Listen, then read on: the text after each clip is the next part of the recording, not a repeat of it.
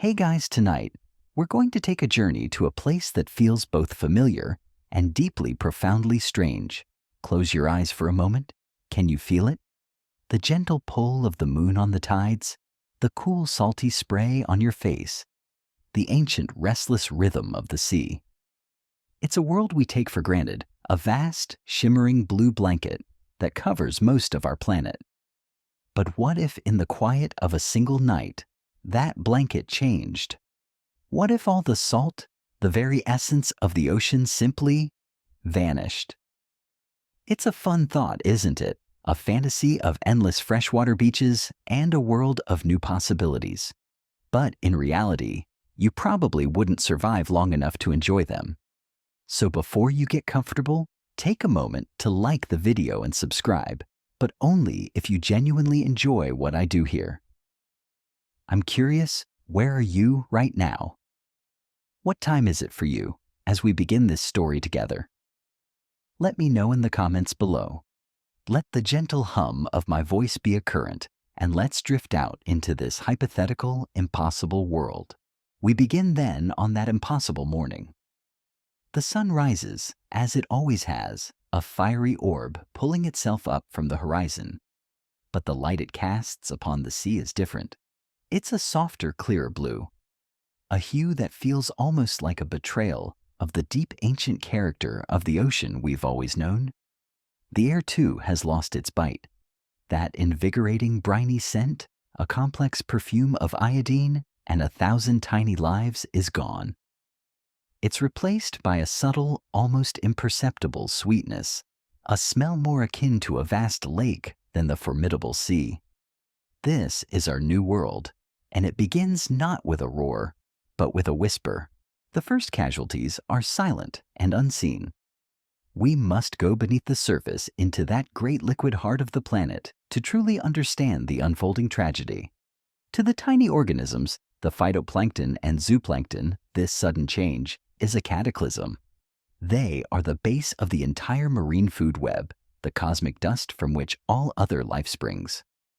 Their cells are finely tuned to the osmotic pressure of salt water. They have evolved over billions of years to maintain a delicate balance between the concentration of salts inside their bodies and the concentration outside. Salt, in a way, acts as a fence, preventing the cells from simply exploding or collapsing. Think of a cell as a tiny, fragile balloon and the salt water around it as a perfectly balanced atmosphere. The moment the water becomes fresh, this balance is shattered. The fresh water, driven by the laws of osmosis, rushes into their cells a tidal wave at a microscopic scale. Their delicate membranes, unable to cope, simply rupture. It's not a slow death. It's an immediate, violent collapse. The phytoplankton, responsible for producing over half of the world's oxygen, are now a ghostly, disintegrating haze. This isn't just a biological disaster. It's a profound chemical one. Life is at its core a complex and beautiful chemical reaction. And the ocean's salinity isn't just a flavor profile. It's a fundamental component of its chemistry. Without it, the water's properties change in unexpected ways. For example, the freezing point of water will rise. Salt water freezes at a lower temperature than fresh water, a fact that allows marine life in polar regions to survive in frigid waters that would otherwise be solid ice. So now, in places like the Arctic and Antarctic, the surface of the ocean begins to form a thin, ghostly layer of freshwater ice, even as the temperature remains just above freezing. This new ice sheet, a fragile skin on the once dynamic ocean, will reflect more sunlight, starting a new and terrifying feedback loop that we will explore later. The biological shockwave doesn't stop at the microscopic. It ripples up the food chain with chilling speed. Small fish that feed on the plankton are the next to go. Their gills, which are intricate feather-like organs designed to extract oxygen from salt water and manage the salt balance in their blood, are now useless. They, too, are victims of osmosis, their internal systems overwhelmed by the influx of fresh water. The vibrant schools of shimmering silver, once a testament to the ocean's abundance, now drift listlessly, their bodies a testament to its demise. It's an eerie, silent ballet of death, a great unraveling where life and chemistry are no longer in harmony. One of the great mysteries of our world is the Navanax inermis, a sea slug found along the coast of North America. It's a beautiful, vivid creature, a splash of color in the deep blue. What makes it particularly fascinating is its unique method of hunting. It tracks its prey, other sea slugs, by following the slime trails they leave behind, using an incredible sense of chemoreception. This ability is entirely dependent on the chemical composition of the salt water. The very molecules that signal food or danger are carried on the currents of saline water. Now, in our new world of fresh water, that ancient hunting ground, that chemical map has been erased. The Navanax, a creature so perfectly evolved for its niche, would find its world suddenly rendered silent, its unique senses useless. It would starve a victim of a silence it cannot understand. This raises an interesting question. Is the success of a species a testament to its strength, or simply a byproduct of its perfect alignment with a fleeting set of environmental conditions? As the day wears on, the silence from the ocean grows. No more clicking of shrimp, no more whistles of dolphins, no more the low, mournful songs of whales. These creatures, though larger and more complex, are no less dependent on the ocean's salinity. Their entire physiology, from their blood composition to their kidneys, is designed to live in a saline environment. Sharks, for instance, are masters of osmoregulation. Their bodies retain high levels of urea, which helps them maintain a balance with the salt water around them. In a freshwater ocean, this system would fail, and their kidneys would be unable to cope. They too would perish. The great ancient predators of the deep, who have survived countless epochs, are brought down not by a more powerful foe, but by a sudden, impossible change in the very medium of their existence. The great oceanic currents, those invisible rivers that flow through the seas, are another critical element of the planetary system. They are driven in large part by differences in temperature and salinity, a process known as thermohaline circulation. The saltier, colder water is denser, so it sinks at the poles, pulling warmer surface water behind it. This is the planet's great conveyor belt, distributing heat from the equator to the poles and regulating our climate. Without salt, this entire system would grind to a halt. The water at the poles would still be cold, but without the added weight of salinity, it would no longer sink in the same powerful planet-spanning way.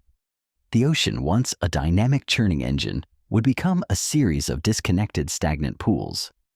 The consequences of this will be far-reaching and terrifying, a slow-motion unraveling of the climate that has sustained us for millennia. Remember how we talked about entropy in a previous journey? The idea that systems naturally tend toward disorder. This event is an expression of that same principle, but on a planetary scale. A vast, complex, and highly ordered system, the marine ecosystem, has been plunged into chaos. The delicate, intricate webs of life and chemistry that took billions of years to weave are now being unpicked with brutal speed. Life in all its forms is an incredible act of resistance against this tendency towards disorder, a fragile arrangement of atoms and molecules fighting to stay together.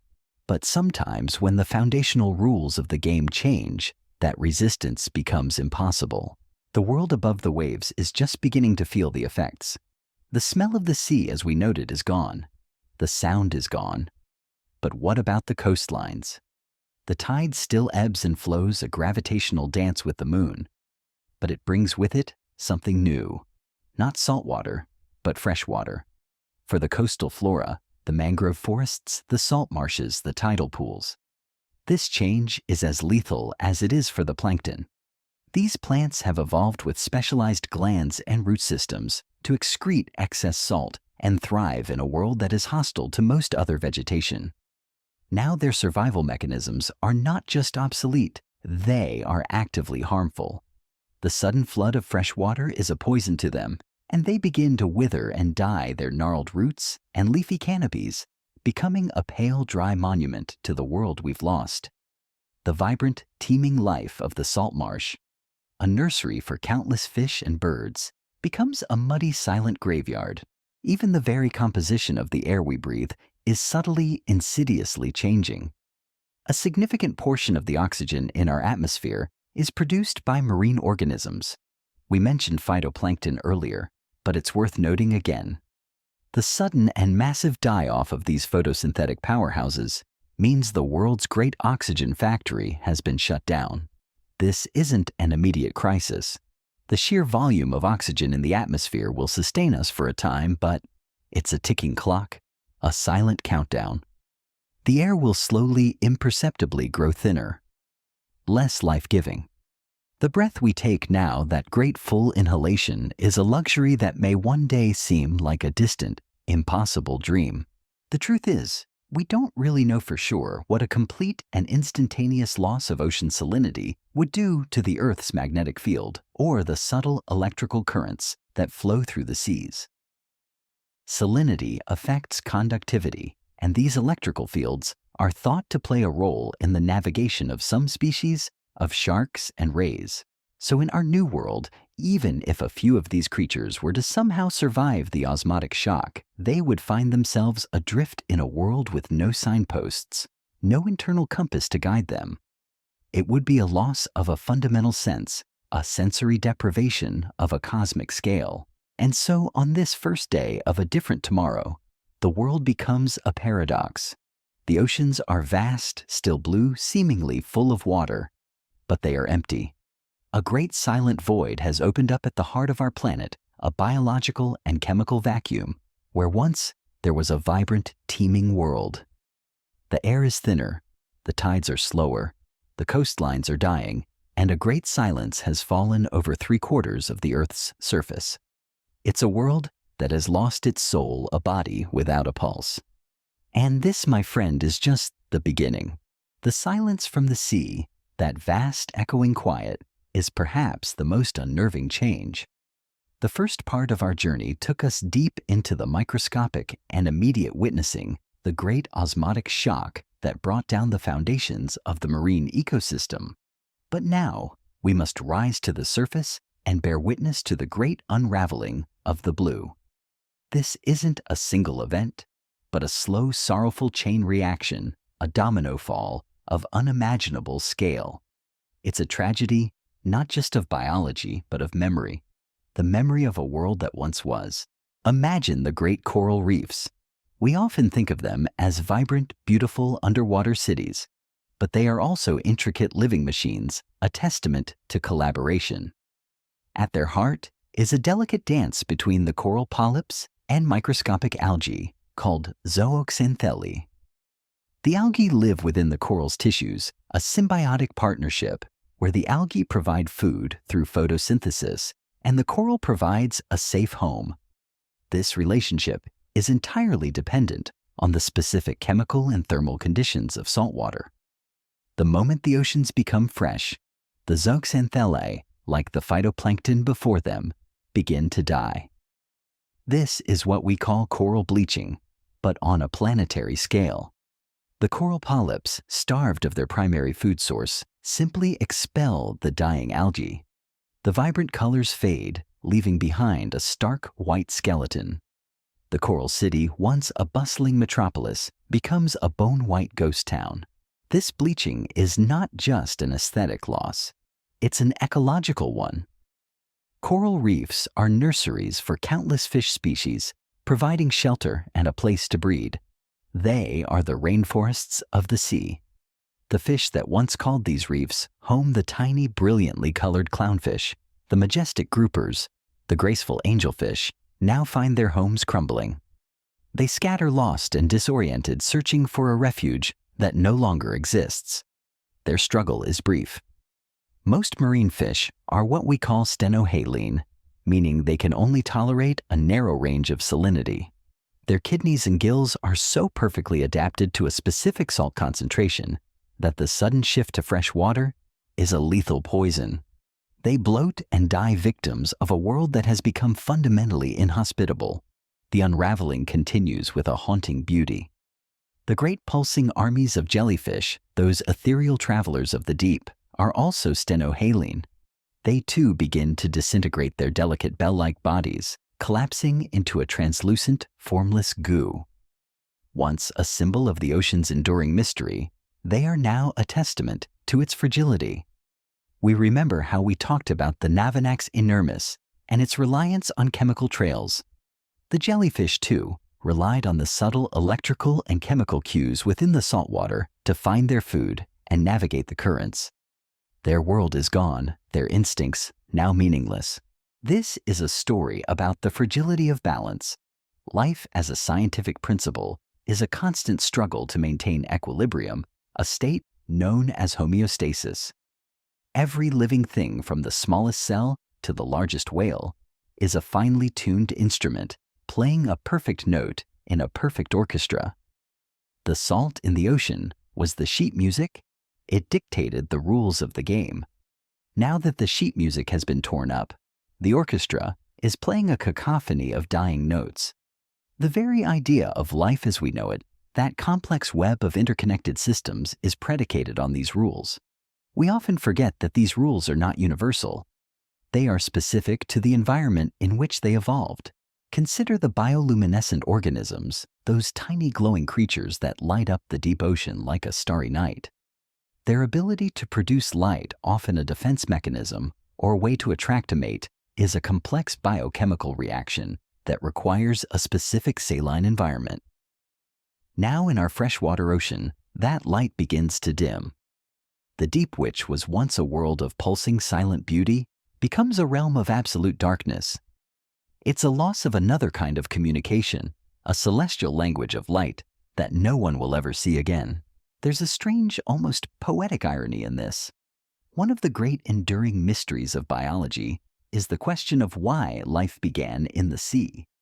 It's believed that the ancient oceans, with their complex mix of salts and minerals, provided the perfect crucible for the chemical reactions that would eventually give rise to the first life. The presence of salt, with its charged ions of sodium and chloride, was a key ingredient, a catalyst for the very first self-replicating molecules. So, in this impossible scenario, the very substance that was essential for the genesis of life is now the cause of its demise. The cradle has become the grave. The unraveling of the blue isn't confined to the sea itself. It spills over onto the land, affecting all the creatures that depend on it. Think of the seabirds, the albatross, the puffins, the gulls. Their entire existence is tied to the ocean. They feast on fish, and crustaceans navigate using the coastline and find their nesting grounds on remote, rocky islands.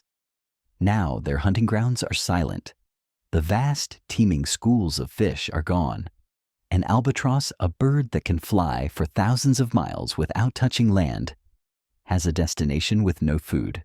We often think of migratory journeys as a triumph of instinct, a testament to a species' resilience. But what happens when the destination itself is gone?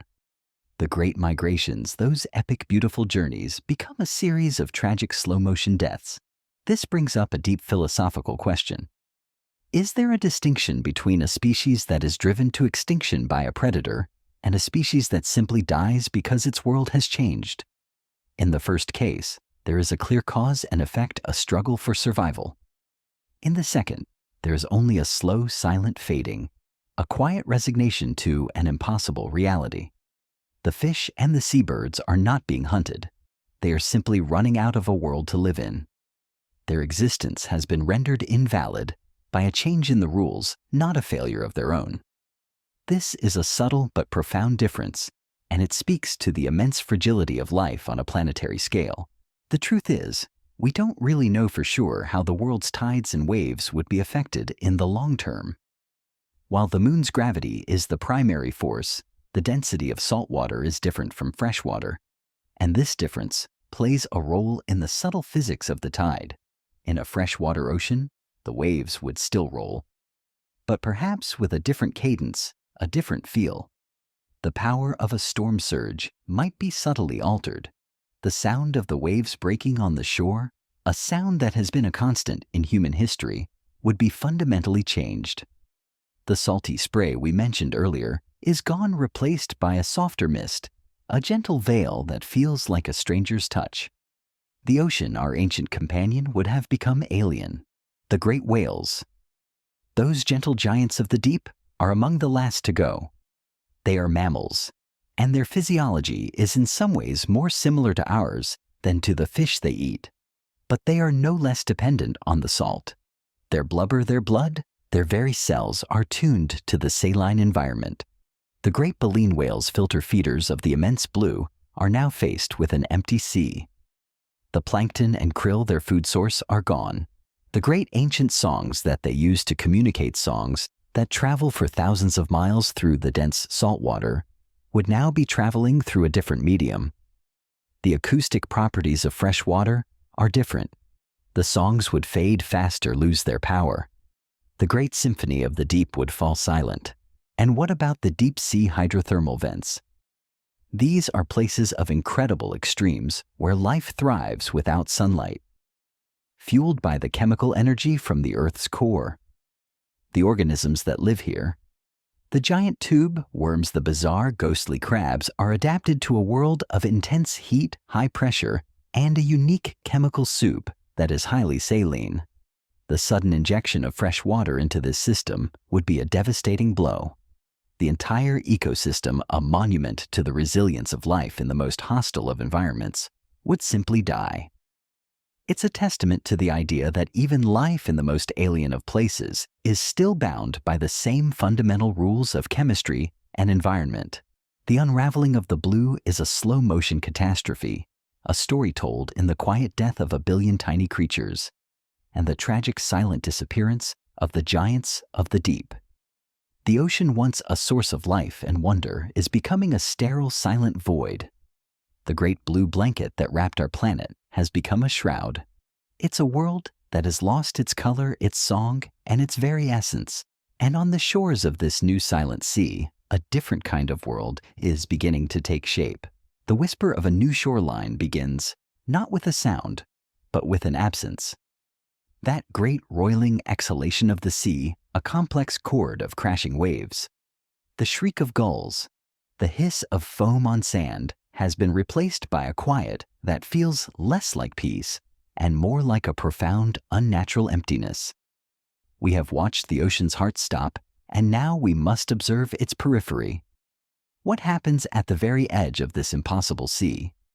The shore, that ancient boundary between two worlds, is now a border between a world we know and a world that is fundamentally, unsettlingly new. Walk with me along this new beach. The sand, which for millennia has been kissed by the salty brine, is now being washed by fresh water. At first, you might not notice much of a difference. The waves still roll in with a familiar rhythm, driven by the moon's relentless gravity. But as you look closer, you see a change in the texture, a subtle shift in the composition. The sand itself is a mix of ground-up rock, sure, but it also contains the tiny fragmented shells of countless marine organisms. Now, with the ocean becoming a grave, the supply of new shells has stopped. The sand we walk on is a monument to a world that has died. And as the fresh water washes over it, it begins to alter its chemical makeup, slowly leaching away the very minerals that give it its character. It's a geological ghost story. The creatures of the intertidal zone, that narrow, rugged strip of land that is submerged and exposed with every tide, are the next to face extinction. These are the creatures that have mastered the art of living on the edge. The barnacles clinging to rocks, the mussels and oysters that filter water for food, the crabs scuttling sideways into burrows. They are all osmoregulators, creatures that can actively control the salt and water balance in their bodies. But their systems are designed for fluctuations between the salinity of the sea and the brief exposures to air, not a permanent change to fresh water. The barnacles, those tiny filter-feeding cousins of the crab, find their world turned upside down. The water they pull in is no longer their lifeblood. It's a poison. Their shells, once a shield against the elements, are now their coffins. This silent tragedy echoes a profound mystery in science, the incredible diversity of life in this narrow strip. The intertidal zone is one of the most physically stressful environments on Earth, and yet it teems with life. It's a testament to the power of evolution, the way life can adapt to seemingly impossible conditions. But this adaptation is specific to the rules of the game, the constant ebb and flow of a saline tide. When the rules change completely, all that beautiful hard-won adaptation becomes a fatal weakness. The principle of competitive exclusion, a cornerstone of ecology, states that two species cannot coexist in the same niche if they are competing for the same limited resources. In this new world, the niche itself, the entire coastline, has simply ceased to exist for these species. One of the great curiosities of the sea is the phenomenon of tide pools. These are miniature self-contained ecosystems left behind by the receding tide. They are a world within a world, and they have always been a favorite of beachcombers.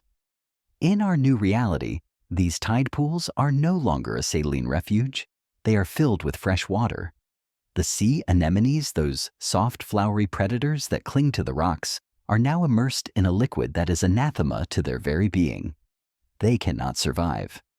The periwinkles and limpets, once clinging stubbornly to their rocks, now find the world they knew dissolving around them. The tide pools, once little jewels of life, become clear, stagnant puddles. The air itself near the new shoreline is different. Remember the briny scent we talked about? That wasn't just salt. It was also a vast, complex bouquet of molecules released by the ocean's life. One of these, a compound called dimethyl sulfide DMS, is produced by phytoplankton and plays a role in cloud formation. The moment the phytoplankton died, the production of DMS stopped. This means that the familiar smell of the sea, the smell that has guided sailors for millennia, is gone. But it also means that the subtle but crucial feedback loop between the ocean and the atmosphere has been broken. The clouds over the oceans, which used to have a chemical signature tied to the sea's biology, are now formed by a different process. The very scent of the world has been altered, a silent, imperceptible change that speaks volumes about the catastrophe beneath the surface. This raises another deep philosophical question about our relationship with nature. We often perceive the ocean as a thing, a backdrop for our lives. But what if we've always been in a conversation with it, a dialogue of scents and sounds and rhythms that we never fully understood? This silent shoreline is like a beloved friend who has suddenly gone mute. You can still see them, but the communication is gone. The connection has been severed. We are left with a world that looks the same, but feels fundamentally wrong. The truth is, we don't really know for sure what the long-term effects on global groundwater tables would be. The world's oceans and the water in the land are in a constant, delicate hydraulic balance. Salt water is denser than fresh water. So at coastlines, the heavier salt water often creates a barrier preventing the lighter fresh water from simply flowing out into the sea. This is a crucial element in maintaining freshwater aquifers, the underground reservoirs that we rely on for drinking water. With the ocean now full of fresh water, this natural barrier is gone. The fresh water from the land would begin to slowly mix with the new freshwater sea.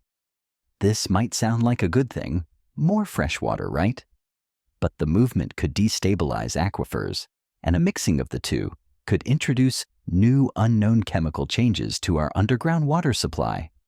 It's a slow subterranean crisis that we can't see, a subtle but profound change to the very ground beneath our feet. Consider the great marine mammals that visit the coastlines, the seals, the sea lions, and the walruses. They rely on the now vanished marine life for food. They would come to shore emaciated and confused, their hunting grounds a sterile desert. They would haul themselves onto the beaches, their instincts screaming for a sea that no longer exists for them. Their mournful cries, once a sound of the wild, would now be a lament for a world lost. The coastline, which for them was a place of rest and safety, would become a final heartbreaking resting place. This brings us to the core of a strange but beautiful scientific paradox. The Earth's rotation, the very length of our days, is subtly affected by the distribution of mass on the planet. The vast moving currents of the saltwater ocean were part of this delicate balance. With the thermohaline circulation we talked about earlier now halted and the density of the ocean changed, The Earth's mass distribution is different. The planet's spin might over geological time be altered by the smallest fraction of a second. It's a thought that ties the fate of a tiny barnacle to the very rhythm of the planet. The silent unraveling of the blue has a cosmic echo, and so we stand on this new shoreline at the edge of a great silent blue. We see a world that is slowly, inexorably coming to terms with its own death. The familiar comforting sounds and smells are gone. The vibrant life of the tide, pools and salt marshes has faded. The ground beneath our feet is changing. The creatures of the sea that we once saw here are gone, replaced by an emptiness that feels heavier than any living thing could ever be. It's a coastline that no longer feels like a beginning, but an end. And yet, this is not the end of our journey. We have only witnessed the surface. The deeper, more profound changes are yet to come. Our journey has so far been a quiet exploration of the surface, a soft observation of a world in shock. We have seen the silent death of plankton, the crumbling of coral cities, and the eerie quiet of a new shoreline. But the true nature of this impossible event is far deeper, far more insidious. We must now plunge beneath the surface, not just to observe, but to understand the fundamental global engine that has just sputtered and died. We are talking about the Earth's hidden thirst and the profound geological and climatic consequences of losing the ocean's salt. Remember how we talked about thermohaline circulation? Let's revisit that idea, but this time as a central character in our story. Imagine the ocean as a vast interconnected network of rivers, but instead of water flowing over land, it's a massive three-dimensional conveyor belt of water flowing through water. This conveyor belt is powered by two things: temperature and salinity. The word thermohaline is a perfect description: thermo for temperature, haline for salt. At the poles, the water is cold, and as sea ice forms, the salt is left behind, making the surrounding water even saltier and thus denser. This dense, heavy water sinks to the bottom of the ocean, a massive, slow-motion waterfall, pulling the warmer, less dense surface water from the equator behind it. This is the great planetary engine distributing heat and nutrients around the globe. It's the reason why Northern Europe has a relatively mild climate, despite being so far north. The Gulf Stream, a part of this system, acts like a warm, flowing blanket. Without salt, this entire system collapses. The water at the poles still gets cold, but without the added density from salinity, it no longer has the same powerful sinking force. The great conveyor belt grinds to a halt. The warm water from the equator no longer travels north, and the cold water from the poles no longer travels south. The ocean, once a dynamic churning system, becomes stagnant. The deep sea, which was constantly replenished with oxygen-rich water from the surface, is now cut off.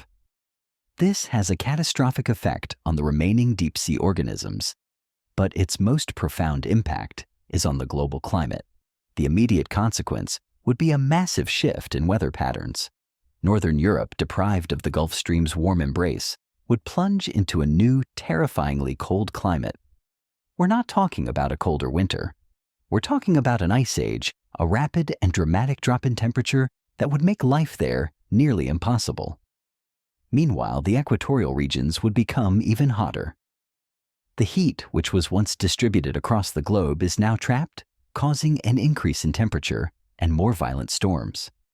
The delicate balance of our climate, a system that has been fine-tuned over millennia, has been shattered.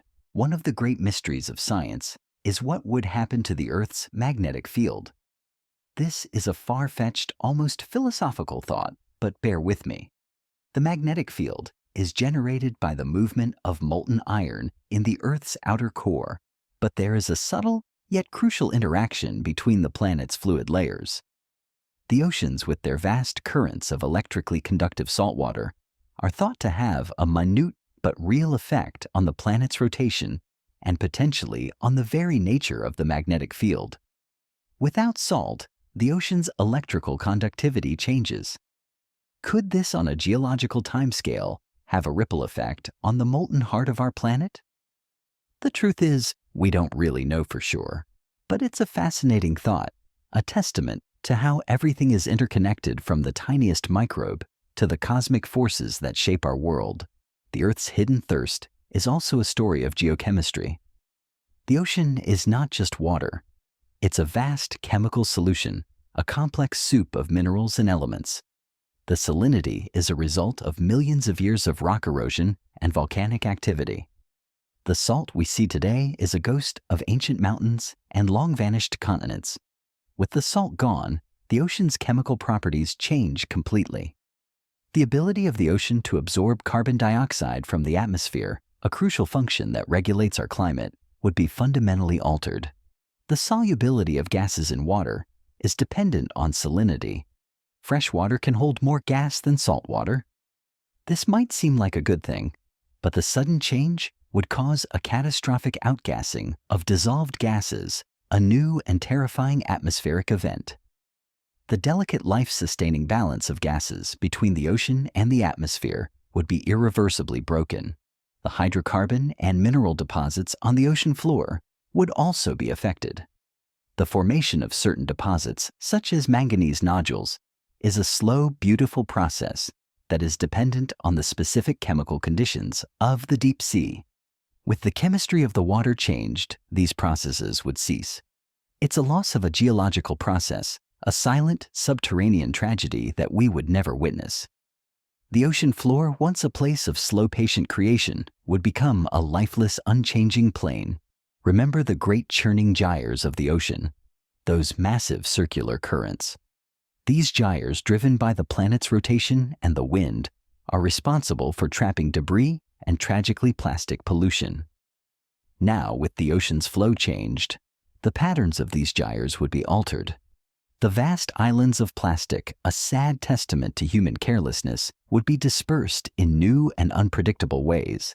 They might be washed ashore in new places or simply sink to the bottom of the now stagnant sea. It's a sad and ironic end for a problem that was a symptom of the ocean's life. This entire scenario is a stunning illustration of a core scientific principle: complex systems theory. A complex system is one where a small change in one part can have a massive and unpredictable effect on the whole. The ocean's salinity, a seemingly simple characteristic, is a central pillar in a vast, interconnected system that includes the climate, the geology, and the biology of our entire planet.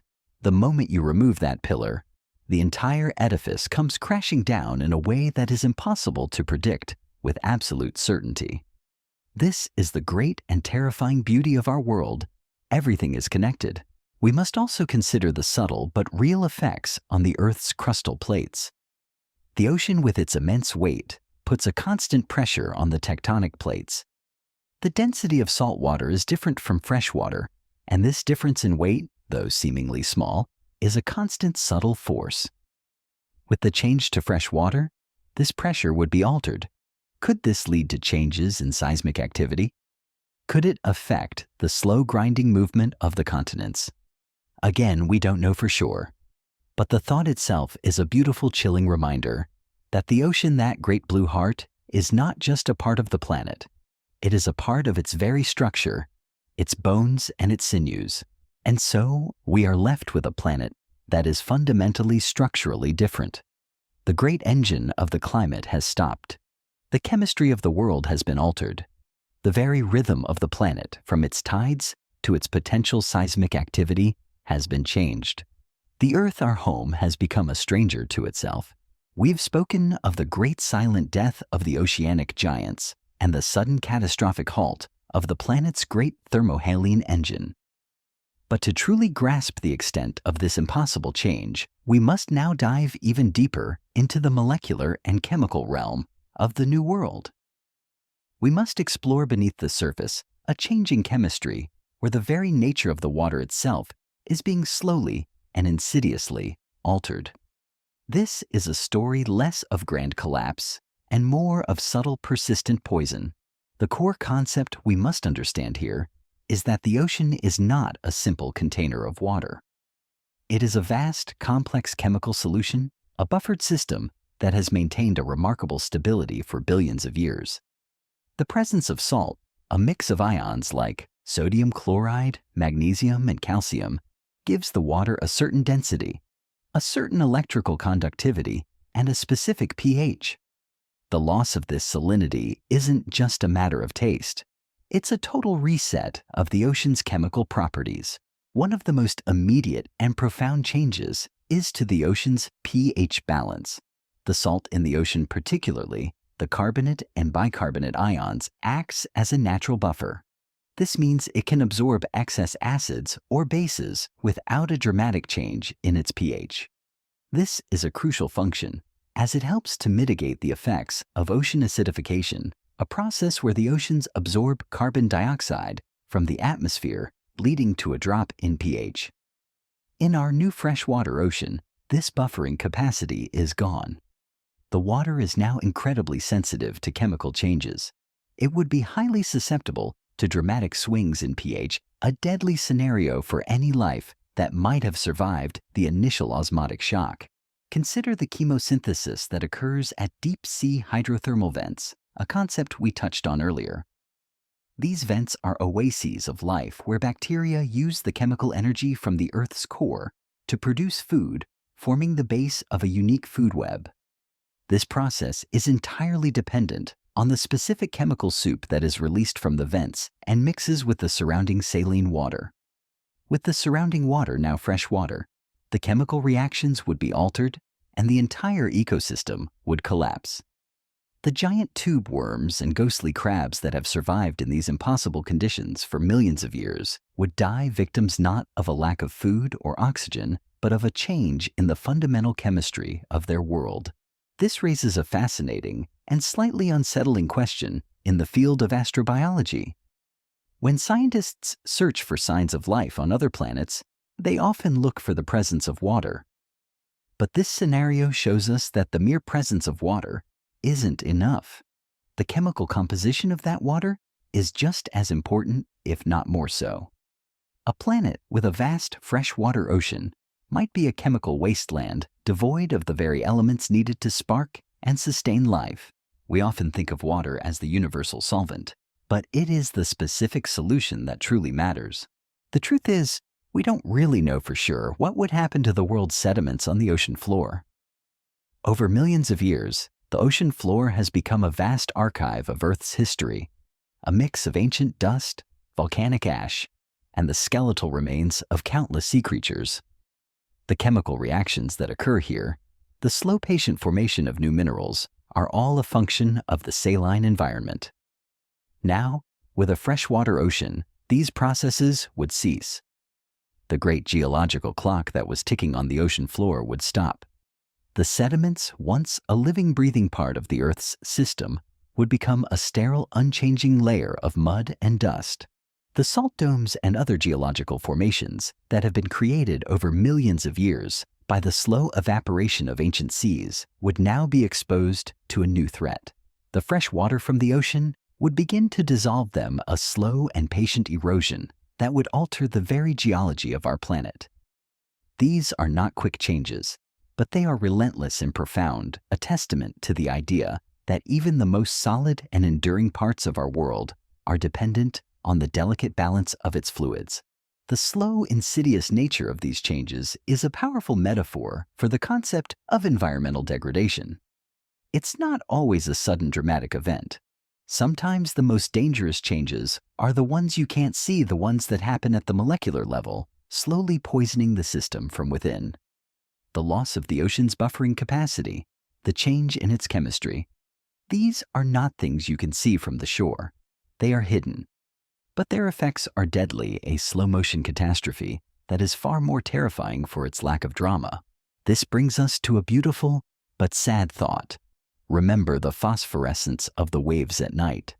That shimmering electric blue light is caused by bioluminescent dinoflagellates, tiny plankton that light up when disturbed. Their ability to produce this light is a complex chemical reaction, one that is perfectly tuned to the saline environment. In our new freshwater world, that magic is gone. The waves still roll in, but they no longer glow. The ocean has lost its light, its inner fire. It's a testament to a world that is not just empty of life, but empty of wonder. The ocean, in a sense, is a giant chemical reactor. It's where the great cycles of the planet, the carbon cycle, the nitrogen cycle, the oxygen cycle, intersect and are regulated. The salinity, with its complex mixture of ions and minerals, is the catalyst for many of these reactions. Without it, the reactor shuts down. The cycles are broken. The very air we breathe, the climate we experience, the food we eat, all of it is tied to this great silent chemical factory.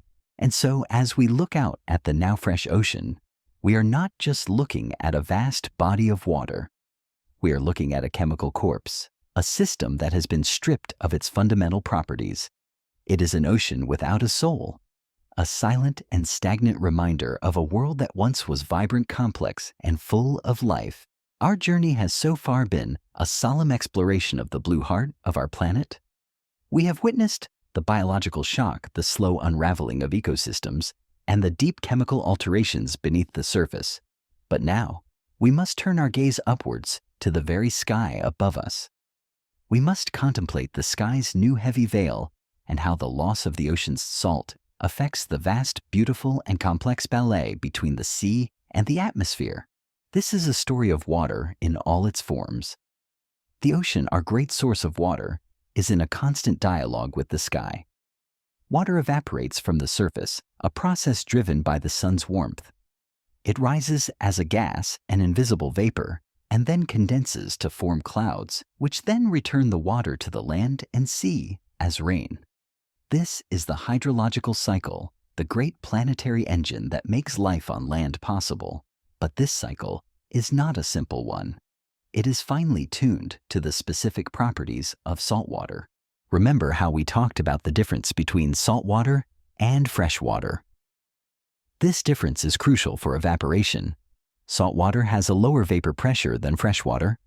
This means that water molecules in saltwater are held more tightly to the surface due to the presence of the salt ions, making it slightly more difficult for them to escape as vapor. Now, with the ocean becoming fresh, this is no longer the case. The water molecules on the surface are freer and evaporation rates would increase.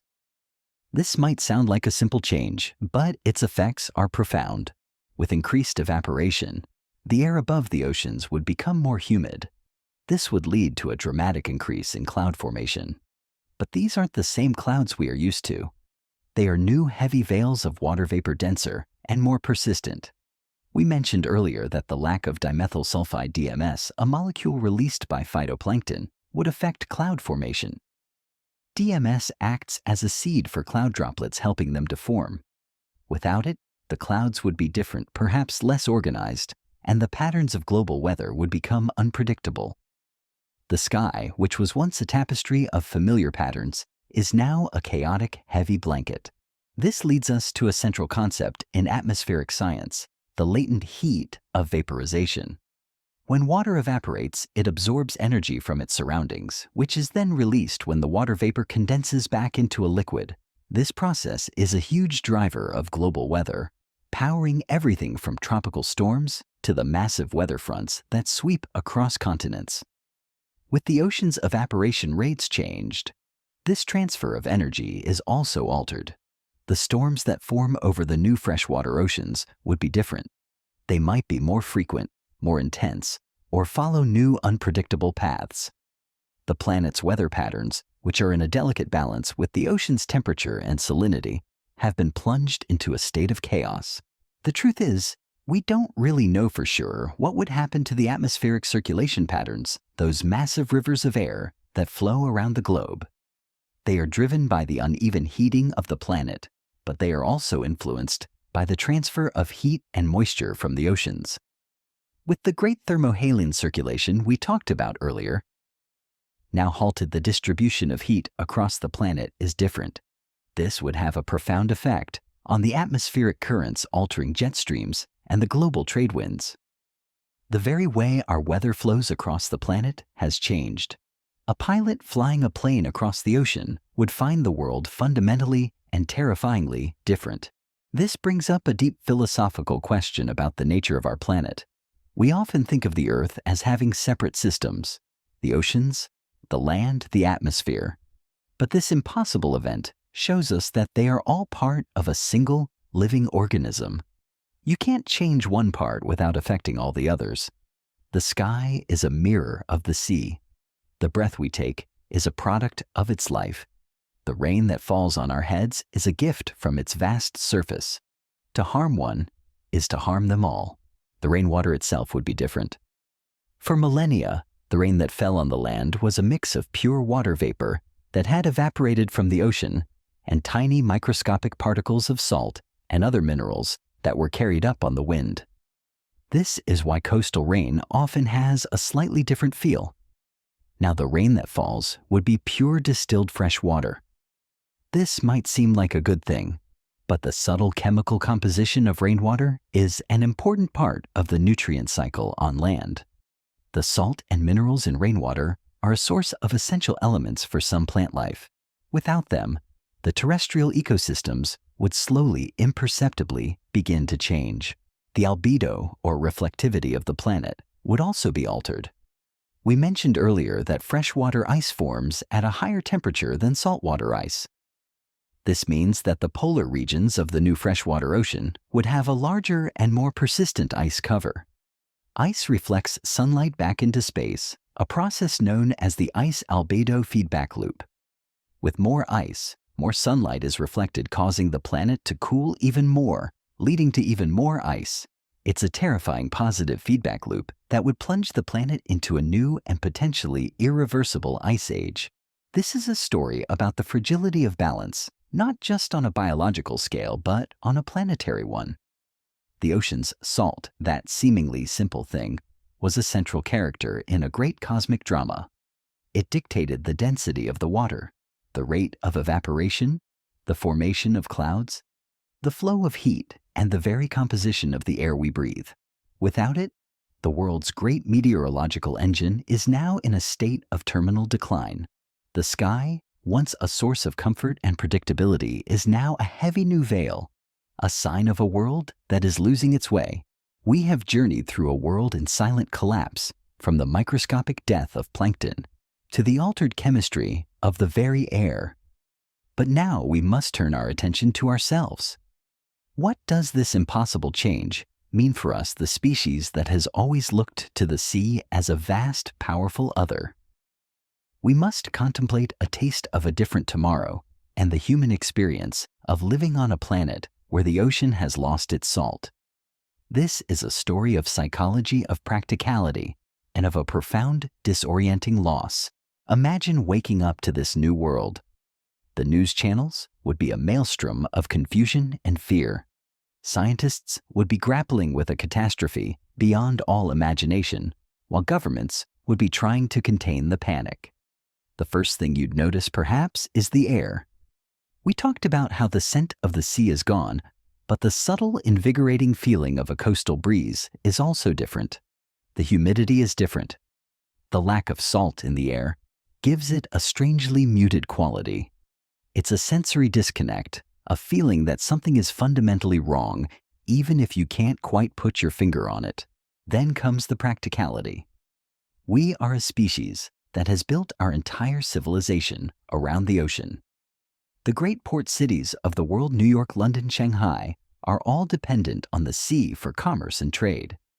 The ships that carry our goods, those massive floating cities of steel, were designed to float in a specific medium. The density of salt water is different from fresh water, and this difference provides more buoyancy. With the ocean now fresh water, the ships would sit lower in the water. Their draft, the distance between the waterline and the bottom of the hull, would be deeper. This means that a large ship could no longer enter a shallow port without running aground. The entire global shipping industry, the very lifeblood of our interconnected world, would grind to a halt. This brings us to the Archimedes principle, a core concept in physics that states that the buoyant force on a submerged object is equal to the weight of the fluid that the object displaces.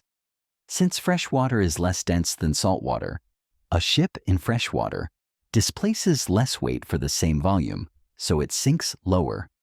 It's a simple physical principle with a catastrophic economic consequence. The supply chains that bring food, medicine, and other goods to our homes would be severed. It would be a global famine and a logistical nightmare, a testament to how our complex, interconnected world is built on a foundation we never even thought to question. Then there's the question of our food supply. We are a species that has long relied on the bounty of the sea. Fish, shrimp, lobster. The entire marine food chain is now gone.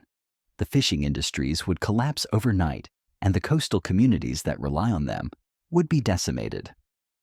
The entire global diet would have to change, a sudden brutal shift that would put immense pressure on our terrestrial food sources. We would be faced with a population that is suddenly and tragically 100 times hungrier. This raises a deep philosophical question about the nature of human resilience. We are a species that has survived ice ages, plagues, and wars. We are masters of adaptation. But this is a different kind of challenge. This isn't a problem to be solved. It's a fundamental change in the world itself. How do you adapt to a world that has lost its oceans? The old skills? The old knowledge they are suddenly rendered useless. The sailors who once navigated by the stars and the currents now find a world with a different feel, a different rhythm. Their ancient knowledge has been rendered into a beautiful but useless museum piece. The truth is, we don't really know for sure how the world's climate would affect our ability to grow food. We talked about the disruption of the great thermohaline circulation. This would lead to more extreme weather events, more frequent droughts in some places, and more violent storms in others. The agricultural regions of the world, those great breadbaskets that feed us all, would be in a state of terminal decline. The land itself, which has been in a delicate dance with the sea for millennia, would now be fighting a battle it cannot win. And what about our own bodies?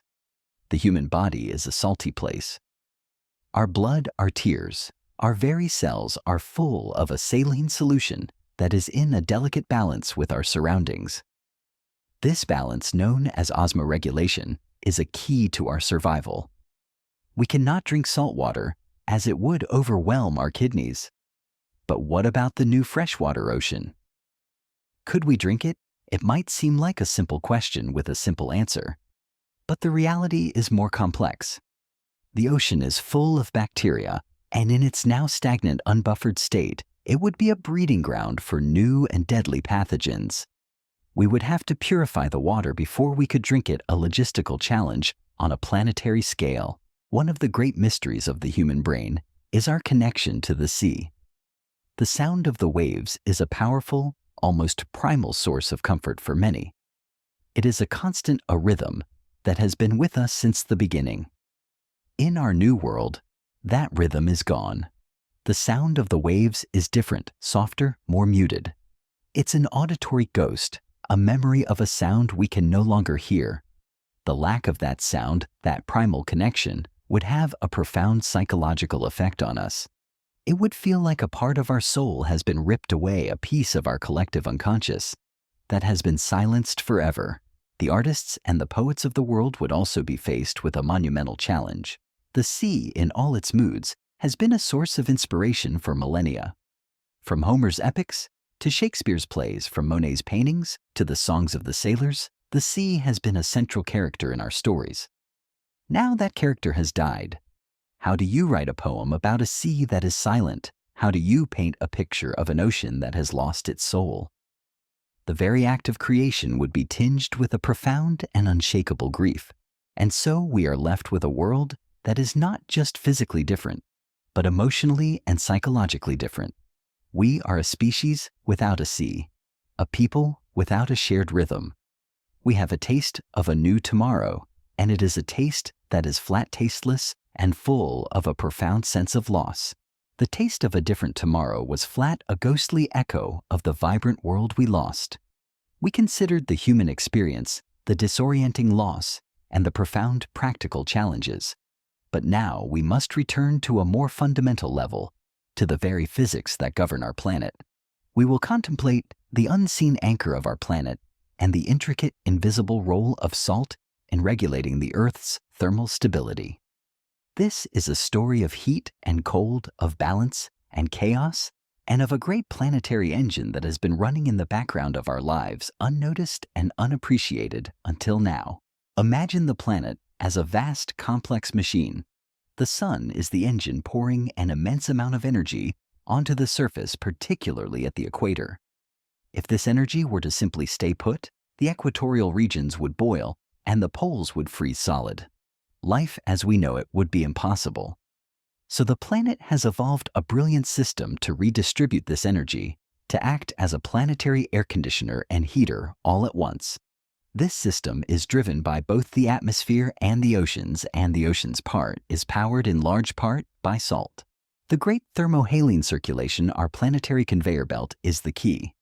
The word itself, from the Greek thermos, for heat, and halos, for salt, perfectly describes its dual nature. The process is a beautiful slow-motion ballet. Warm surface water from the equator travels north, bringing its heat with it.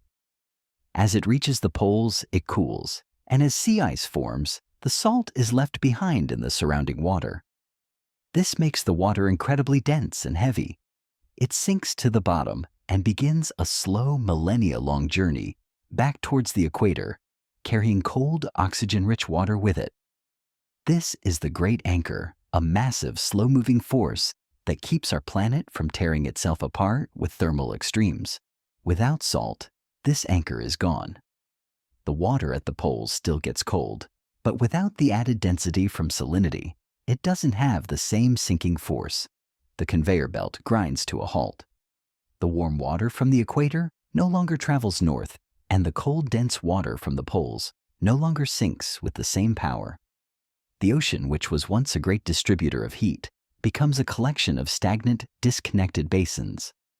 The transfer of energy from the equator to the poles is no longer happening. This has immediate and devastating consequences.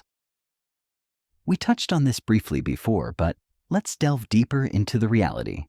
The Northern Hemisphere, particularly regions that benefited from the North Atlantic Drift, a part of the Gulf Stream, would experience a rapid and dramatic cooling.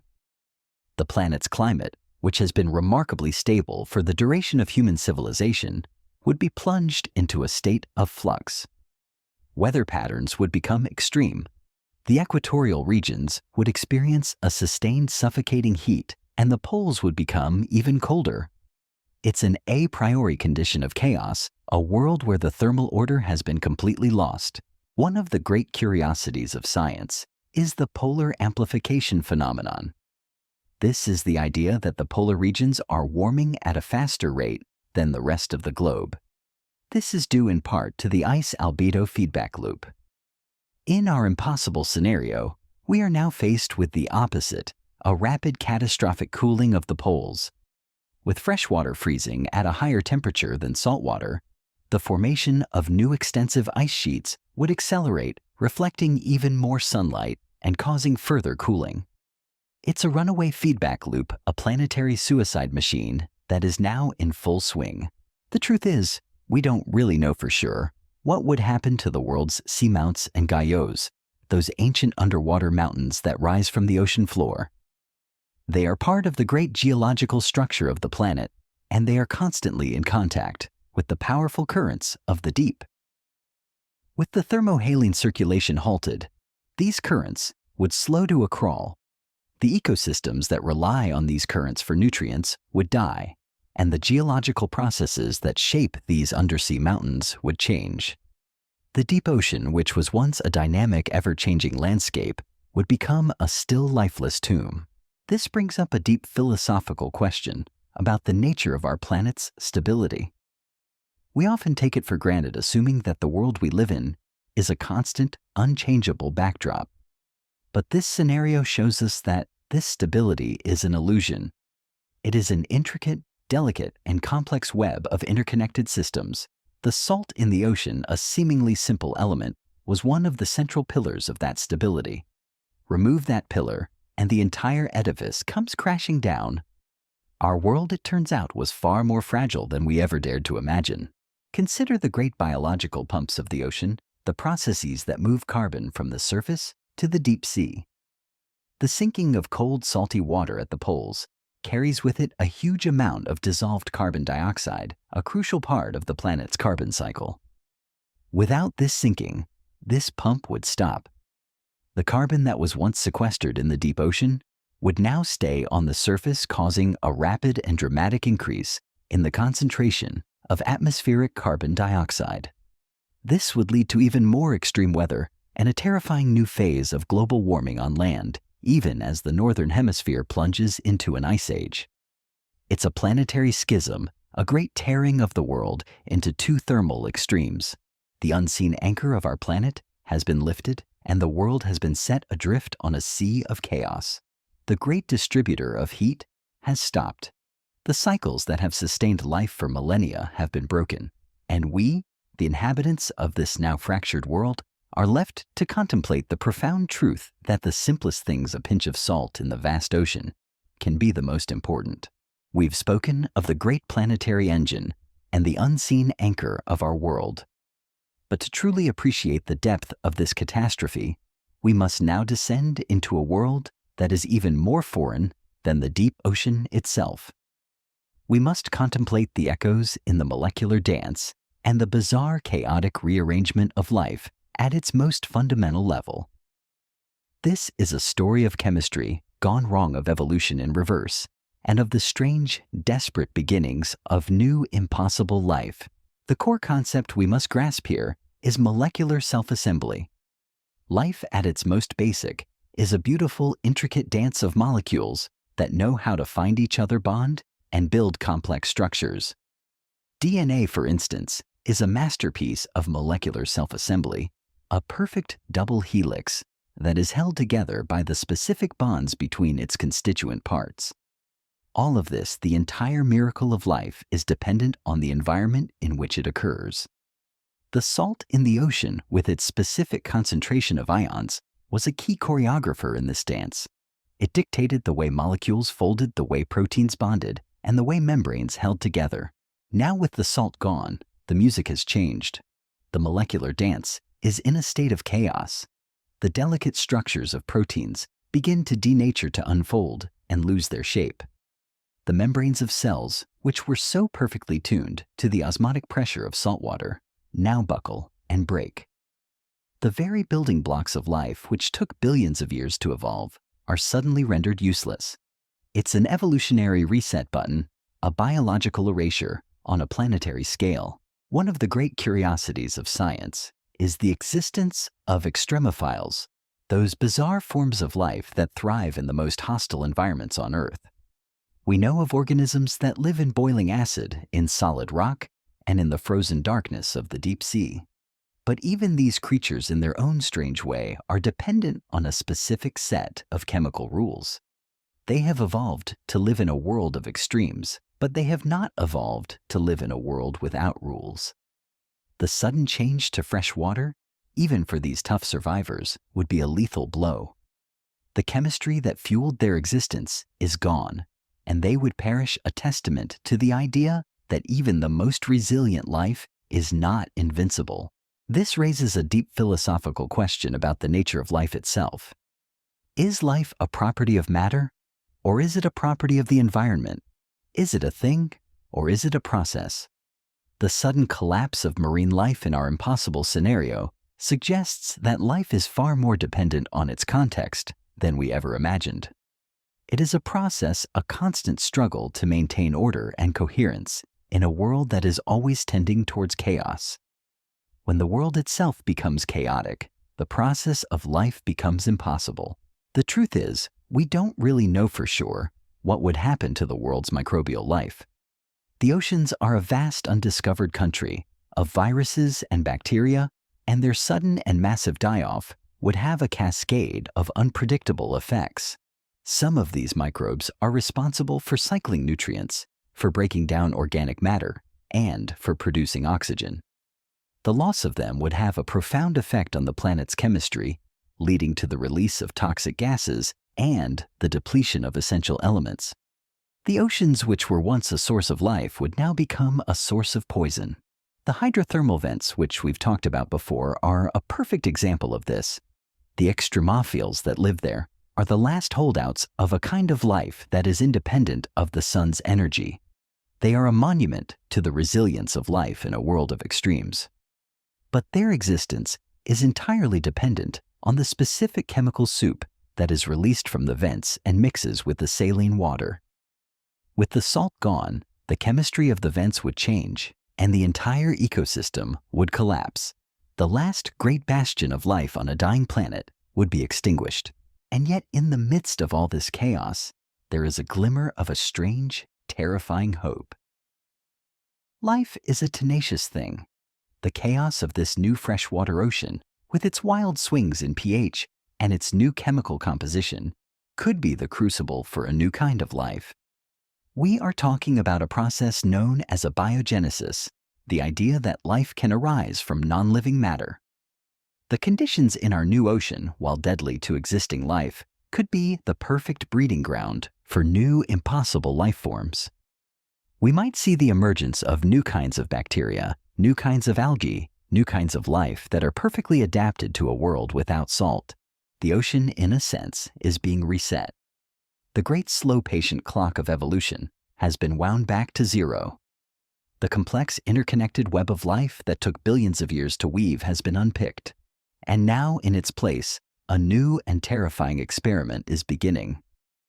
We are watching from the silent shores as a new world is born, a world that is not ours, a world that is a product of a chaos we can barely comprehend. The echoes in the molecular dance are fading, and a new strange rhythm is beginning to emerge. A rhythm that is a product of a different chemistry, a different evolution, and a different kind of life. The echoes in the molecular dance were a terrifying symphony of chaos, a prelude to a new, impossible genesis. We contemplated the death of the old life and the strange birth of the new.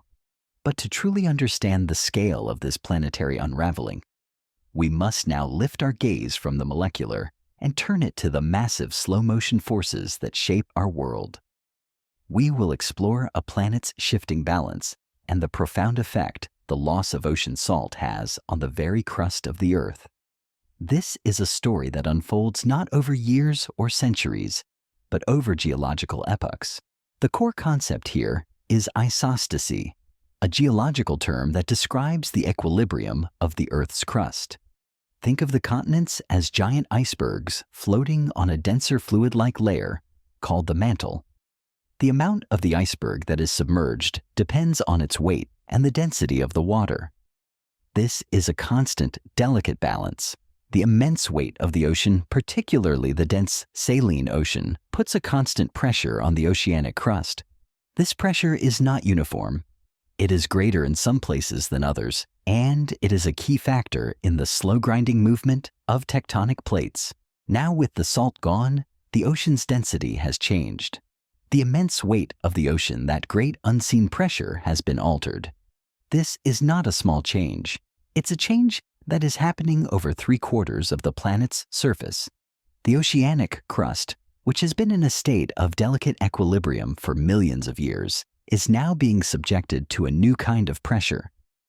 This could have a profound effect on the subduction zones, those places where one tectonic plate is forced beneath another. The entire process of plate tectonics, the great slow engine that builds mountains and causes earthquakes, could be subtly but irrevocably altered. One of the great curiosities of our planet is the existence of the Mid-Atlantic Ridge, a vast underwater mountain range that snakes through the entire Atlantic Ocean. This is a divergent plate boundary, a place where new crust is being formed as two plates move apart. The pressure of the ocean plays a subtle but important role in this process. With the change in ocean density and pressure, the rate of crustal spreading at these ridges could be altered. It's a testament to the idea that the ocean is not just a passenger on our planet. It is a co-pilot, a key player in the great geological drama that is constantly unfolding beneath our feet. This raises a deep philosophical question about the nature of geological time. We as humans live our lives in seconds and years, but the planet lives its life in millennia and epochs. The changes we are talking about here are so slow, so vast, that they are almost impossible for us to comprehend. The shifting balance of the planet's crust, the altered rhythm of plate tectonics, these are not things that we would notice in our lifetime, but they are happening. And they are a testament to the idea that even the most solid and enduring parts of our world are subject to change, a change that is driven by the invisible molecular dance of a single element salt. The truth is, we don't really know for sure what would happen to the world's volcanic activity. Volcanic eruptions are often triggered by changes in pressure in the Earth's crust. The weight of the ocean is one of the factors that contributes to this pressure. With the ocean's density changed and the pressure on the oceanic crust altered, it's possible that we could see an increase or a decrease in volcanic activity.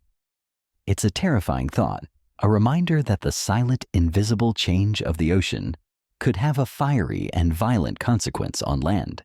The hydrothermal vents, which we've mentioned before, are not just biological oases. They are also a geological phenomenon, a place where the ocean's water interacts directly with the Earth's molten core.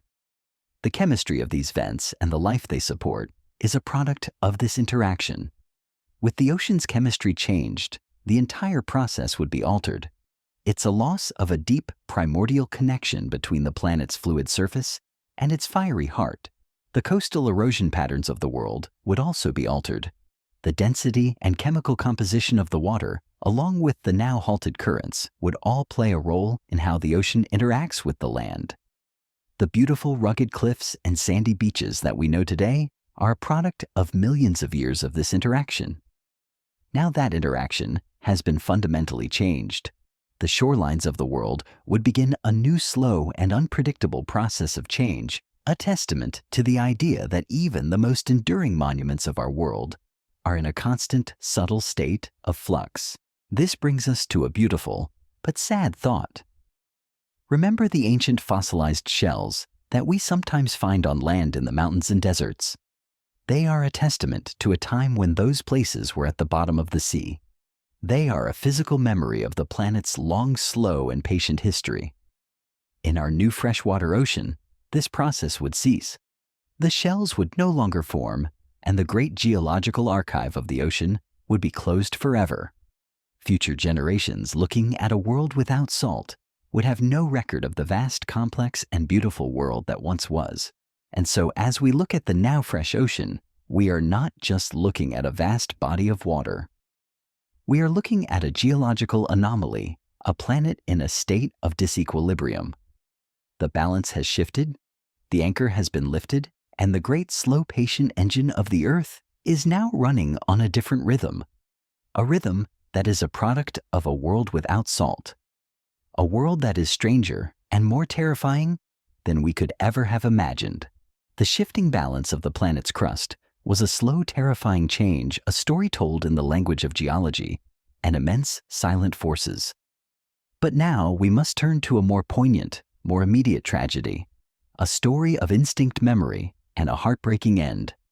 We will contemplate the end of a great migration and the fate of the birds and animals that relied on the ancient rhythm of the salty sea. This is a story of a compass that no longer points north, of a map that has been erased, and of a journey that has lost its destination. The core concept we must understand here is innate behavior, a term for the complex actions and movements that are hardwired into a species' DNA. For many creatures, migration is not a choice. It is an imperative. It is a journey driven by an internal clock and a profound evolutionary memory. Birds, whales, and fish all undertake these epic journeys, a testament to the resilience and tenacity of life. Their routes are not random. They are a product of millennia of evolution, a finely tuned response to the seasons, the currents, and the food sources of our world. Consider the great Arctic terns birds that undertake the longest migration of any animal on Earth. Flying from the Arctic to the Antarctic and back again every year. Their journey is a masterpiece of navigation, guided by the sun, the stars, and the Earth's magnetic field. But their journey is also a story of a profound connection to the sea. They rely on the vast, teeming schools of fish and krill that live in the polar regions for food. Now, with the ocean's ecosystem collapsed. Their destination is a barren wasteland. The great journey, once a triumph of instinct, has become a death march. We can picture them, these beautiful, graceful creatures, flying thousands of miles on an empty stomach, guided by a compass that no longer leads to a meal. This raises a deep philosophical question about the nature of memory.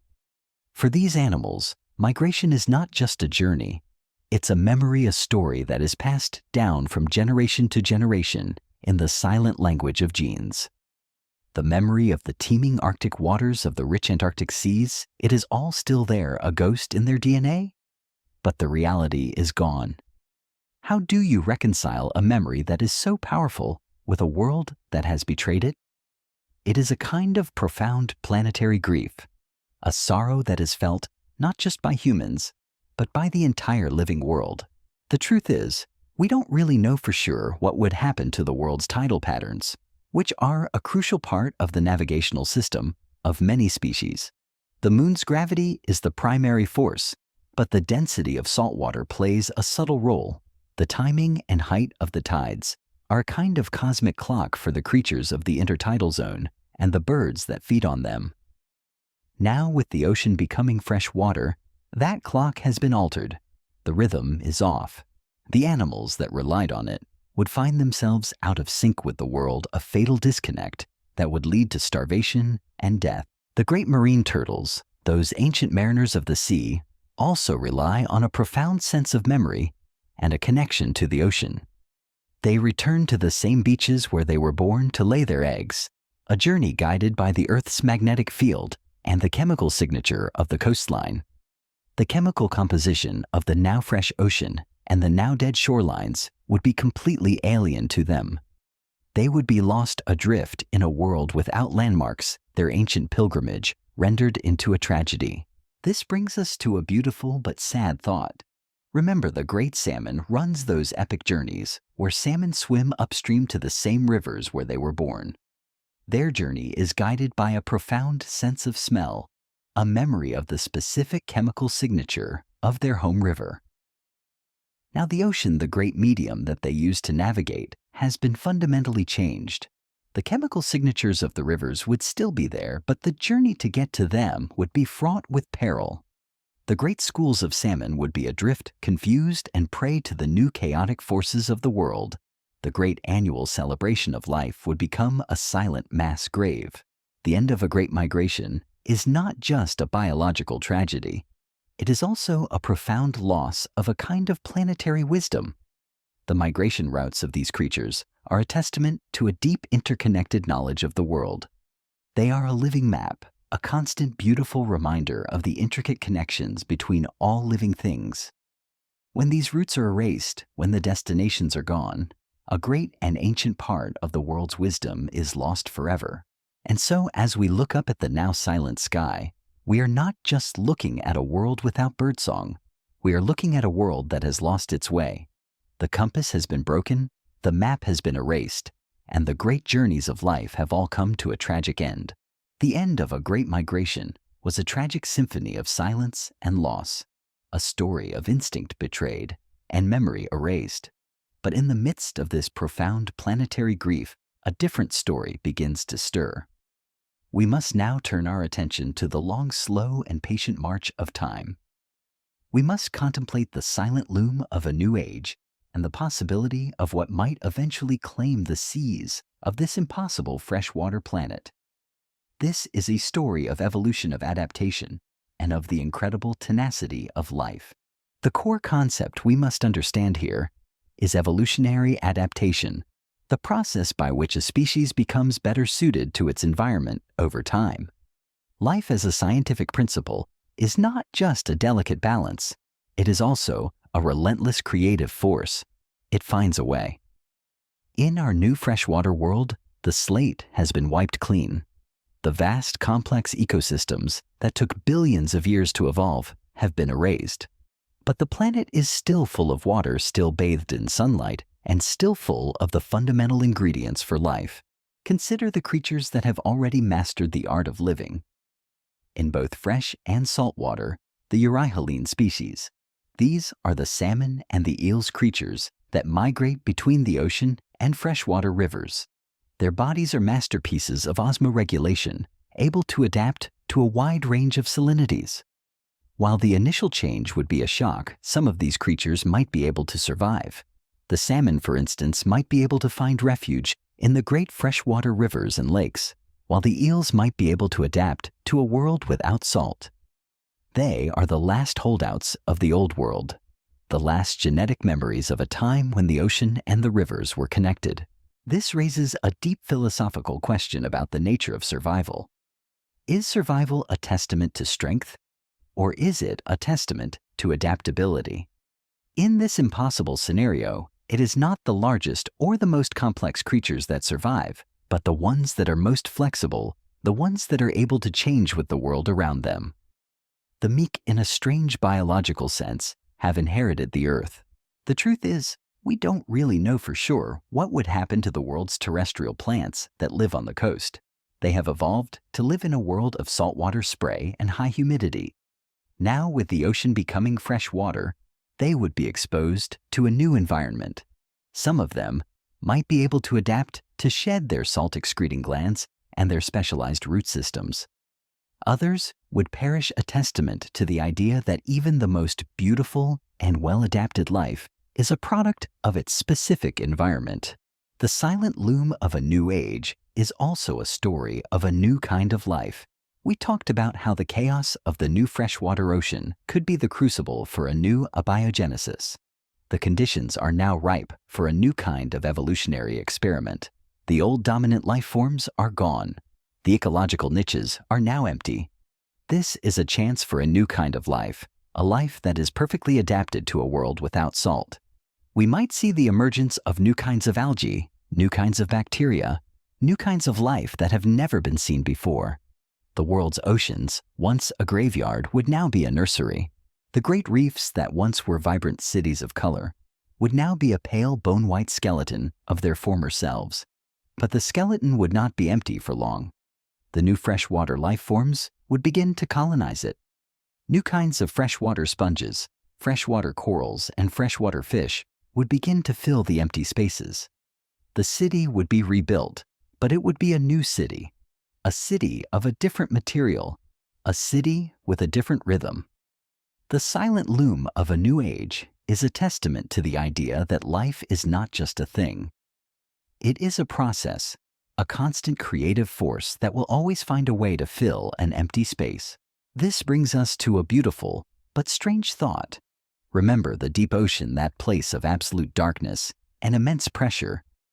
The life that lives there, the hydrothermal vent communities, would be gone. But the vents themselves would not. The geological processes that create them would still be happening. The heat and the minerals would still be pouring out of the Earth's core. And so, in this new freshwater ocean, a new kind of life would eventually emerge, a life that is perfectly adapted to the new freshwater chemistry of the vents. It would be a different kind of life, a life that we have never seen before, a life that is a product of a different chemistry, a different evolution, and a different kind of world. And so as we look at the new freshwater ocean, we are not just looking at a graveyard. We are looking at a cradle. The silent loom of a new age is a testament to the idea that life is a constant creative force. It is a force that will always find a way, even in a world that is fundamentally and terrifyingly different. The silent loom of a new age was a testament to life's tenacity, a story of evolution beginning anew in the vast empty seas. We have contemplated the biological, geological, and atmospheric consequences of a world without salt. But now we must turn our attention to the one place where the tragedy truly lives on in the heart and mind of humanity. We must contemplate a forgotten song on the wind and the profound loss of culture, art, and stories tied to the salty sea. This is a story of a great and unshakable grief for a world that has vanished. The core concept we must grasp here is cultural memory. The idea that our stories, our art, and our traditions are a living record of our relationship with the world. For all of human history, the ocean has been a central character in our collective narrative. It has been a source of wonder, a place of fear, a provider of food, and a pathway to new lands. Our language is full of metaphors born of the sea, to be adrift, to be a fish out of water, to weather the storm. Our music is full of sea shanties and ballads. Our art is full of beautiful paintings of waves and ships. The sea, in a way, was a part of us. Now, with the sea gone, all of that has become a ghost story. The metaphors no longer make sense. The songs are a lament for a world that no longer exists. The paintings are a record of a thing that has become alien.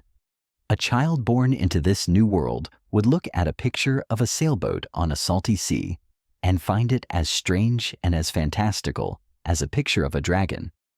The sea, once a part of our shared experience, has become a myth. This raises a deep philosophical question about the nature of humanity itself. Are we simply the sum of our experiences and our stories? If you remove a central character from the story of our species, do we become a different people? The loss of the ocean is not just a biological and a physical catastrophe. It is an amputation of a part of our collective soul. We are left with a kind of phantom limb syndrome, a profound sense of loss for a thing that is no longer there. The truth is, we don't really know for sure what would happen to the great coastal myths and legends of the world. The tales of sirens and krakens, of lost cities and sea gods, they are all tied to a vast, powerful, and mysterious sea. In our new freshwater world, those myths lose their power. They become a charming but meaningless children's story. The great ancient fear and wonder of the deep are gone, replaced by a kind of sterile scientific emptiness. The ocean, which once was a symbol of the great unknown, is now a vast, stagnant, and empty lake. The great coastal cities of the world, those vibrant hubs of culture and commerce, would be a testament to this loss. The great fishing towns, with their bustling docks and their salty air, would be a museum piece. The people who lived there, the fishermen and the sailors, would be a people without a purpose, a people whose entire way of life has been rendered obsolete. Their stories, their songs, their traditions, they are all a part of a forgotten song on the wind, a gentle whisper of a world that is no more. This brings us to a beautiful but sad thought. Remember the great lighthouses, those stoic sentinels that have stood on the shores for centuries, guiding ships through the darkness. Their purpose was a testament to the danger and the power of the sea. Now, in our new freshwater world, they are silent. Their light is no longer needed. They stand on the silent shores, a beautiful and tragic monument to a world that has died. They are a physical manifestation of a forgotten song, a beautiful, haunting piece of architecture that no longer has a purpose.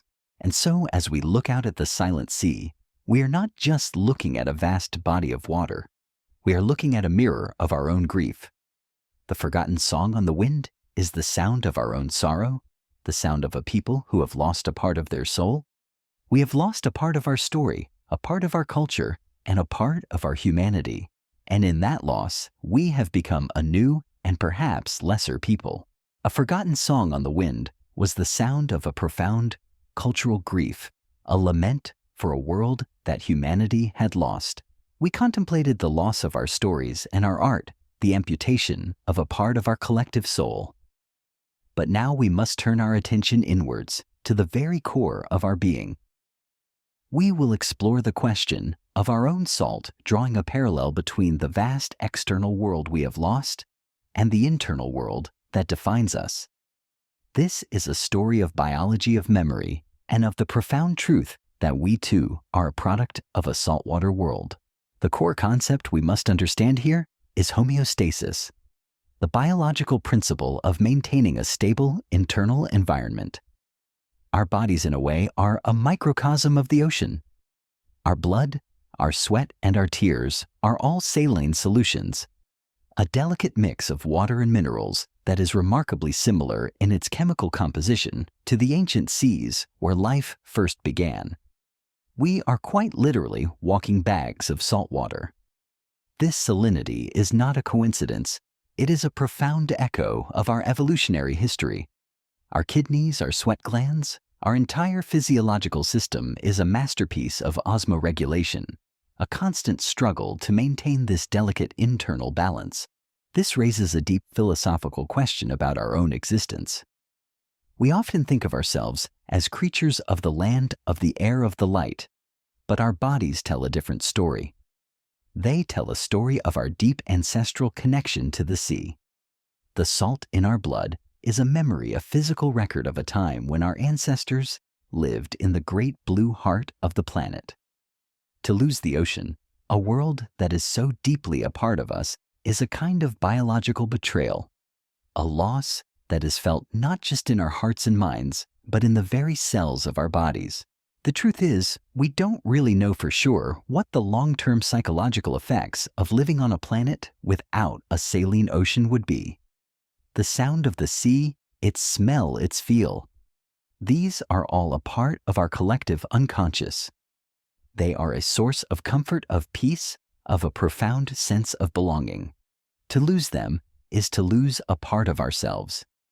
We would be a people without a shared rhythm, a people who are fundamentally out of sync with the world around them. We would be a people with a phantom limb, a profound sense of loss for a thing that is no longer there. Consider the placebo effect, that strange and beautiful phenomenon, where our mind can influence our body's ability to heal. We know that our thoughts and our emotions have a profound effect on our physical well-being. What would happen to our collective well-being, to our ability to heal and to thrive, if we were living in a world that was in a state of terminal decline? The loss of the ocean, a symbol of life and power, would be a profound source of psychological stress. It would be a planetary depression, a great and unshakable sorrow that would be felt by every living thing. This brings us to a beautiful but sad thought. Remember the tears we shed, those small salty manifestations of our deepest emotions? They are a physical testament to our connection to the sea. They are a part of us that remembers. In a world without a saline ocean, our tears would be a symbol of a different kind of sadness, a sorrow that is not just for a loved one, but for an entire world that is no more. Our tears would be a physical reminder of a great and unshakable grief, a sorrow that is felt not just by us, but by the entire living world. And so, as we contemplate the question of our own salt, we come to a profound and beautiful truth. We are the sea. The salt in our blood is a memory of a time when our ancestors lived in the great blue heart of the planet. To lose the ocean is to lose a part of ourselves. And in that loss, we are left to contemplate a world that is not just physically different, but emotionally and spiritually different. We are a people who have lost their soul, a people who are a testament to a great and unshakable grief. The question of our own salt was a profound and beautiful truth, a mirror reflecting our own internal world in the vast, silent sea. We have journeyed through a world in terminal decline, from the biological collapse to the cultural loss. But now we must turn to the end of our story, not with a bang, but with a whisper. We will contemplate the final embrace of a different blue and the ultimate strange stability of this new world. This is a story of a new beginning, a quiet acceptance, and the philosophical weight of what it means to start over. The core concept we must understand here is ecological succession. The idea that an ecosystem, after a disturbance, will slowly and patiently rebuild itself. The old saline world is gone. The vast, complex ecosystems that took billions of years to evolve have been erased. But the planet is still here. The sun still shines. The rivers still flow. And the great new freshwater ocean is still full of water. The slate has been wiped clean, and the long, slow, and patient work of rebuilding can begin. The silent loom of a new age, which we spoke of before, is now in full swing. The Urulene species, the last genetic memories of the old world, are now the pioneers of the new. The great bone-white skeleton of the coral reefs is now a habitat for new kinds of freshwater life. The vast empty plains of the deep ocean are now a canvas for a new kind of abiogenesis, a strange and terrifying experiment in life. The world is not dead. It is in a state of profound long-term change. This raises a deep philosophical question about the nature of a catastrophe. Is a catastrophe an end, or is it simply a radical beginning? For the creatures of the old world, it was a profound, unshakable end. But for the creatures of the new world, it is a beginning, a chance to evolve, a chance to create. The final embrace of a different blue is a testament to the idea that life is not just a delicate balance. It is also a relentless creative force that will always find a way to fill an empty space. The truth is, we don't really know for sure what the long-term future of this new world would be. The climate has been altered, the geology has been changed, the great planetary engine has stopped, but life in all its forms is a constant struggle to maintain order and coherence in a world that is always tending towards chaos. The new life that emerges in this new world will be a testament to this struggle. It will be a life that is perfectly adapted to the new freshwater chemistry, a life that is a product of a different evolution, a different kind of world. The great hydrological cycle, which we spoke of before, would be a new kind of cycle. The evaporation rates are different. The cloud formation is different. The rain that falls on the land is different. But the cycle is still here. The water still flows from the rivers to the sea, and from the sea to the sky. The great planetary machine is still running, but it is running on a different rhythm, a rhythm that is a product of a world without salt. And so we are left with a world that is a paradox. It is a world that is both empty and full, both dead and alive. The final embrace of a different blue is a testament to the idea that the end is never truly the end. It is simply a different beginning. The world we lost, the world of the salty sea, will live on in our memories and our stories, a ghost that haunts our collective unconscious. But the world that is to come, the world of the freshwater ocean, will be a new story, a story that is a testament to the incredible tenacity of life, a story that is a product of a different chemistry, a different evolution, and a different kind of hope. And so our journey comes to a close. We began with a silent whisper, a question about a world without salt, and we end with a quiet acceptance. We've drifted through a world of collapsing ecosystems and a great profound silence. We've seen a great planetary engine grind to a halt and a new strange rhythm begin to emerge. We've contemplated the loss of our stories, our myths, and our art, and we've discovered a new kind of beauty in the resilience of life. I'd like to gently ask one last time, where is the place you're staying now? The time in that place at this very moment, how is it flowing? This great impossible story is a gentle whisper, a sound to guide you through the darkness, to help you find your way to a quiet place. Let the hum of my voice slowly fade like the whisper of a wave on a distant shore. Let the images we've created together gently brush past you like soft passing clouds. Before you drift away, take a moment to be here in this place at this time. The world we've imagined is far away, a beautiful, haunting ghost story. But the world you are in now, the world of your breath and your heartbeat, is real. It's a world that is still full of wonder, still full of a profound and beautiful life. Sleep well, my companion, wherever and whenever you are. Sweet dreams.